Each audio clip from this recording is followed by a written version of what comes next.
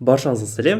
Сіздермен мен Бақтөлет және бүгінгі видео сабақта біздер present perfect жағының пассив войсының жасалу жолына тоқталатын боламыз.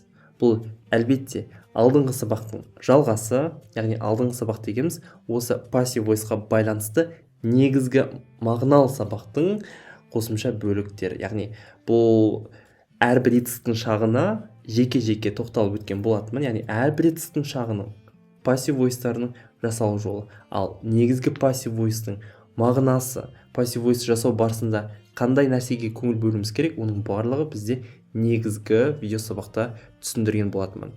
Негізгі видео сабақты көргеннен кейін барып қана осы қосымша сабақтарға кірісе берсеңіздер болады. Ал негізгі видео сабақты менің ютубтағы каналымнан не болмаса осындағы комментарийдағы бірінші сабақтан көре аласыздар.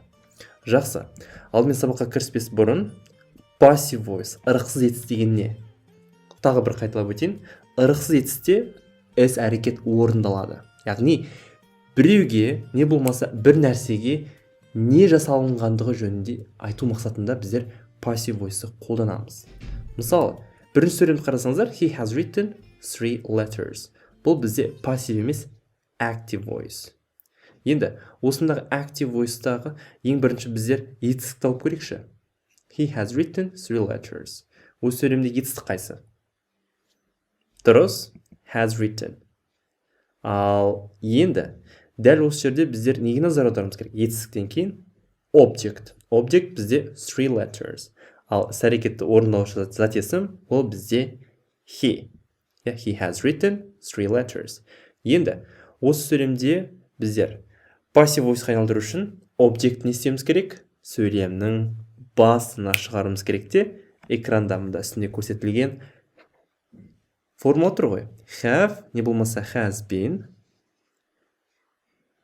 Одан кейін бар verb 3. Дәл осы формулаға салатын болсақ, онда бізде present perfect жағының passive voice жасалынады. Олай болса, he has written 3 letters. Болады, 3 letters сөйлем басына шығып кетеді. 3 letters have been written by him. Яғни формула бойынша 3 letters сөйлем басына шықты, одан кейін have, одан кейін been, одан кейін written, яғни етістің үшінші формасы. Жалпы түсінікті болды деп ойлаймын. Қиын емес, өте оңай. Енді кәне тапсырма орындап көрейік, бірге жасасақ, есімізде жақсы сақталатын болады. Так, бірінші сөйлем. They have cleaned the house. Ал кеттік, бірге жасайық.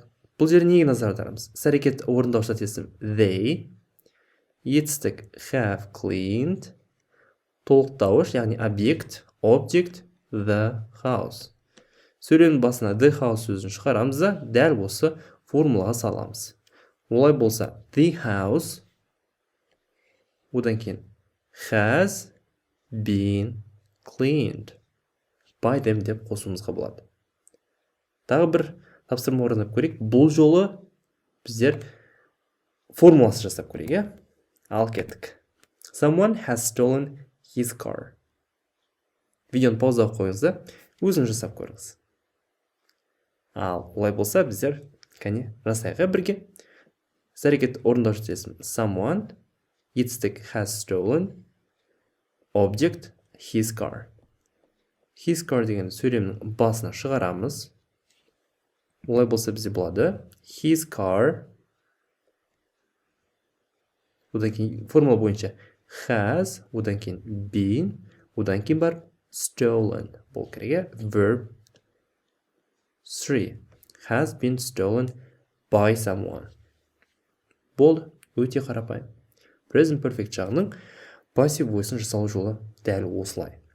Енді өте маңызды, қалған етістің пассив войстарын міндетті түрде осы менің YouTube каналымдағы парақшама өтіп, сабақтарды тегін тұрған доступтағы сабақтарды көріп до конца аяқтап бітіріңіздер. Жақсы.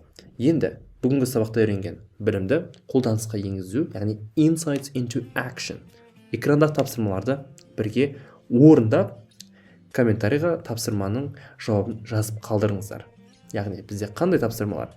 Бірінші сөйлемді біздер active voice'қа айналдырыңыздар, екінші сөйлемді passive voice'қа айналдырыңыздар.